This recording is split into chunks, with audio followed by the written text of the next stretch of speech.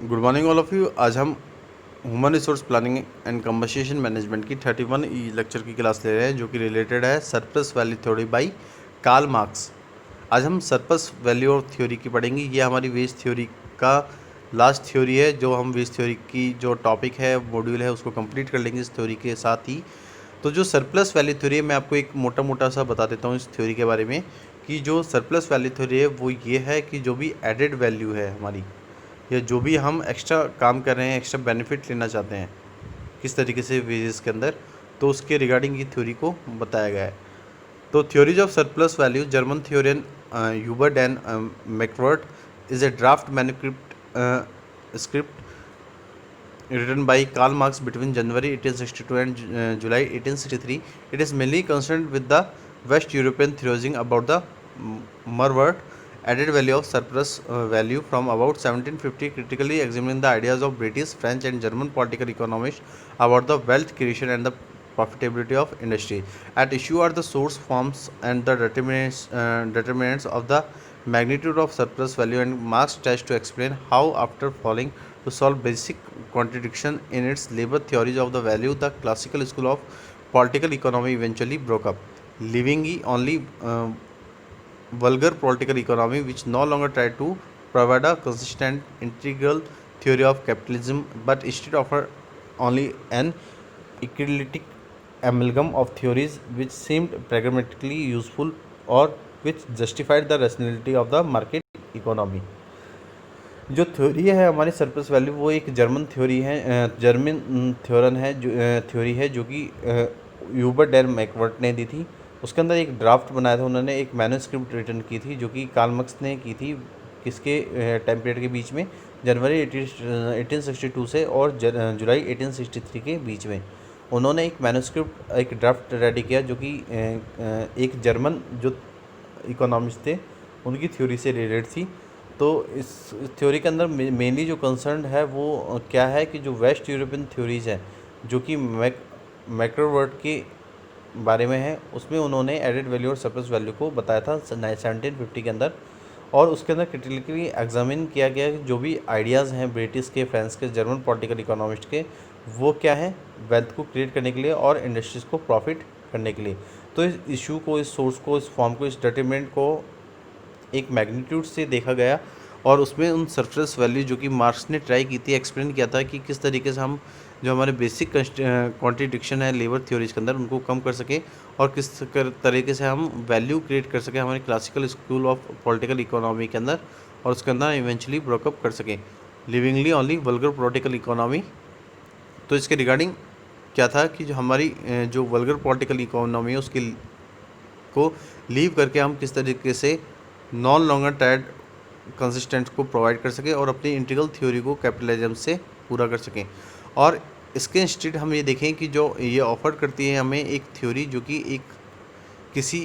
Particularly system के लिए useful होती है, और वो जस्टिफाई करती है कि किस तरीके की मार्केट इकोनॉमी के अंदर रैशनैलिटी है। Karl Marx accepted Ricardo labor theory of value, that the value of the product is based on the quantity of labor that went into producing it. But he subscribed to a subsistence theory of wages for a different reason that given by the classical economist. In Marx's estimation, it was not the pressure of the population that drove wages to the subsistence level, but rather the existence of the larger number of unemployed workers. Marx blamed unemployment on the capitalist. He renewed Ricardo's belief that the exchange value of any product was determined by the hours of labor necessary to create it. Furthermore, Marx held that in capitalism, labor was merely a commodity. In exchange for work, a laborer would receive a sustained wage. Marx speculated, however, that the owner of the capital could force the worker to spend more time on the job than was necessary for the earning this subsistence income, and the excess product or surplus value that's created would be claimed by the owner. जो Karl Marx ने उन्हें accept किया था रिकार्डो labour theory को, जो कि किससे related थी कि जो वैल्यू है किसी प्रोडक्ट की वो बेस होती है किस पे? क्वांटिटी कितनी है लेबर्स की, और वो कितना उसको प्रोड्यूस कर रहे हैं। तो ये एक चीज़ को सब्सक्राइब करती है कि जो सब्सटेंस थ्योरी है वेजेस की, वो डिफरेंट रीजन्स के अंदर क्लासिकल इकोनॉमिस्ट ने दी है। डिफरेंट रीजन के अंदर क्लासिकल इकोनॉमिस्ट ने दी है कि जो मार्क्स ने हैं वो ये इस चीज़ को एस्टिमेट कर रहे हैं कि कोई भी जो प्रेशर है हमारे पॉपुलेशन का, वो हमारी वेजेस को सस्टेनेबल लेवल्स तक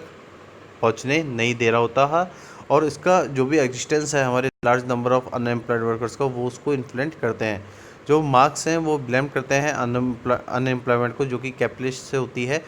और जो रिकार्डो है वो बिलीव करते हैं कि जो एक्सचेंज वैल्यू है किसी प्रोडक्ट की, उसको डिटरमाइन किया जा सकता है कि कितने लेबर आवर वो कितने घंटों में वो अपना काम है जो वो पूरा कर रहा है उस चीज़ को क्रिएट करने के लिए। तो मार्क्स ने बताया था कि जैसे कैपिटलिज्म है किसी लेबर के रिगार्डिंग, वो मेनली है कमोडिटी के रूप में, और वो अपने वर्क को एक्सचेंज कर रहा है, और उसके बिहाफ पे जो लेबरर है वो रिसीव करिए एक सब्सटेंट वेज। तो मार्क ने क्या कहा था कि जो ऑनर है किसी कैपिटल का, वो फोर्स करता है वर्कर को कि वो अपने जॉब के अंदर ज़्यादा टाइम स्पेंड करे, और जो भी नेसेसरी अर्निंग है अपनी सब्सटेंस इनकम से उसको एक्सेस करे, और जो भी प्रोडक्ट है या सरप्लस वैल्यू उसको क्रिएट करे और क्लेम करे अपने ऑनर पे। इसके बाद अगर हम पढ़ें तो आगे क्या है कि Marx solution was to distinguish between the labour time work and labour power. A worker who is sufficiently productive can produce an output value greater than what it costs to hire him, although his wage seems to be based on the hours worked. In an economic sense, these wages do not reflect the full value of what the worker produces. Effectively, it is not labor which the worker sells, but his capacity to work. Total surplus value in an economy marks refers to the mass of volume of surplus value. In basically equal to the sum of the net distributed and undistributed profit and net interest, net rent, net tax on production, and various net receipts associated with royalties, licensing, leasing, certain homonisms, etc. See also value product. Of course, the way generic profit income is grossed and netted in social accounting may differ somewhat from the way an individual business does that. See also operating surplus. जो marks से उन्होंने एक solution दिया था कि जो भी different है हमारा लेबर टाइम जो वर्क कर रहे हैं और जो लेबर पावर के बीच में है, तो जो वर्कर है वो सफिशेंटली प्रोडक्टिव है किसी आउटपुट को प्रोड्यूस करने के लिए, अगर उसकी वैल्यू ग्रेटर है कि हम कोई एक्स्ट्रा वर्कर को हायर कर रहे हैं उसकी कॉस्ट से, तो थ्रू ये जो वेज है वो सीम करता है हमारे आवर्स वर्क पे कि कितना काम हम उस पर्टिकुलर जगह पे कर रहे हैं। जो अगर हम इकोनॉमिक सेंस में देखें तो वेज क्या करता है कि वो उस वैल्यू को पे रिफ्लेक्ट नहीं करता जो कि एक वर्कर प्रोड्यूस करता है। अगर ये एफिशिएंटली अगर लेबर पे वर्क नहीं कर रहा है, ना वो सेल कर रहा है, तो वो उसकी कैपेसिटी देखता है कि काम करने की कितनी है। जो टोटल सरप्लस वैल्यू है किसी इकोनॉमी, उसमें मार्क्स ने ये कहा है कि जो भी मास वॉल्यूम है सरप्लस वैल्यू का, वो बेसिकली क्या है कि ये इक्वल है हमारे नेट डिस्ट्रीब्यूटेड और अनडिस्ट्रीब्यूटेड प्रॉफिट से, एंड नेट इंटरेस्ट है, नेट रेंट से, net tax on production of various net script associated with the royalties, licensing, leasing, certain and harmonious etcetera. कि जो हमारी वॉल्यूम है, सरप्लस वॉल्यूम है, या जो मास सरप्लस वैल्यू है, वो बेसिकली क्या है, इक्वल है हमारे सम से, जो कि रिलेटेड है हमारे डिस्ट्रीब्यूटेड और अनडिस्ट्रीब्यूटेड प्रॉफिट से, नेट इंटरेस्ट से, नेट रेंट से, नेट टैक्स से, जो कि किसी प्रोडक्शन से हमें मिलता है, और वेरियस नेट स्क्रिप्शन जो कि एसोसिएट है हमारे किससे, रॉयल्टी से, लाइसेंस से, लीजिंग से, और सर्टेन हार्मोनियन से, जो कि किसी पर्टिकुलरली प्रोडक्ट की वैल्यू से होता है। ऑफकोर्स हम ये देखते हैं कि जो जेनरिक प्रॉफिट इनकम होती है वो ग्रॉस या नेटेड होती है, वो एक सोशल अकाउंटिंग में डिफ़र होती है, और उसमें हम ये समझते हैं कि जो इंडिविजुअल बिजनेस में अगर हमें ऑपरेट करना है तो हम ऑपरेटिंग उसमें करते हैं कि ऑपरेटिंग सरप्लस को इंक्लूड करते हैं। ऑपरेटिंग सरप्लस का जो मेन जो ऑब्जेक्टिव होता है कि उसमें हम एक्स्ट्रा या आउटपुट इंक्रीज़ करके, एक्स्ट्रा सरप्लस लेके, एक्स्ट्रा बेनिफिट लेके और एक्स्ट्रा प्रॉफिट को इंक्रीज़ करके हम अपने वेजेस को इंक्रीज़ कर सकें। तो इस थ्योरी के अंदर हमने जो पढ़ा कि जो सरप्लस वाली थ्योरी है वो क्या है, उसकी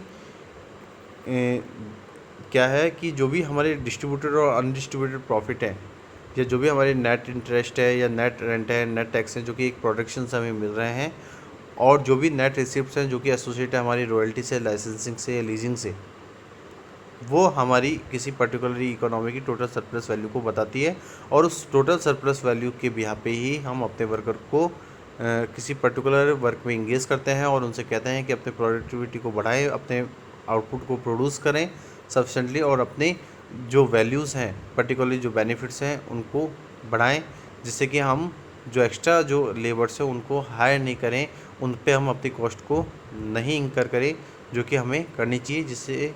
कि हम एक सफिशेंट और एक प्रॉपर मैनर में अपना वर्क करते रहें, सरप्लस भी गेन करते रहें, प्रॉफिट को भी लेते रहें और साथ साथ जो वर्कर्स हैं वो अपने पर्टिकुलर वर्क के अंदर इंगेज रहें और आवरली बेसिस पे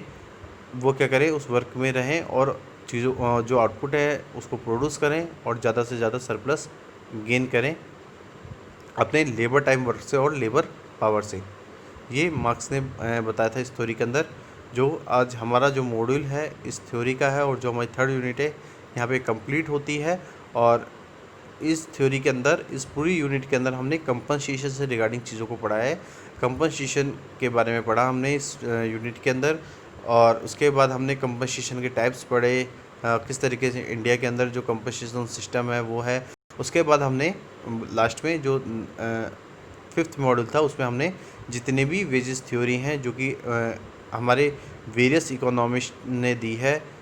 मॉडर्न थ्योरी के अंदर और हिस्टोरिकल थ्योरीज़ के अंदर, उनमें हमने एक एक थ्योरीज़ को पढ़ा और हमने समझा कि किस तरीके से जो वेज थ्योरी हैं वो बताती हैं कि क्या हमें लेबर्स को पे करना चाहिए, कितना हमें पे करना चाहिए, कितने बेसिस पे रेट पे,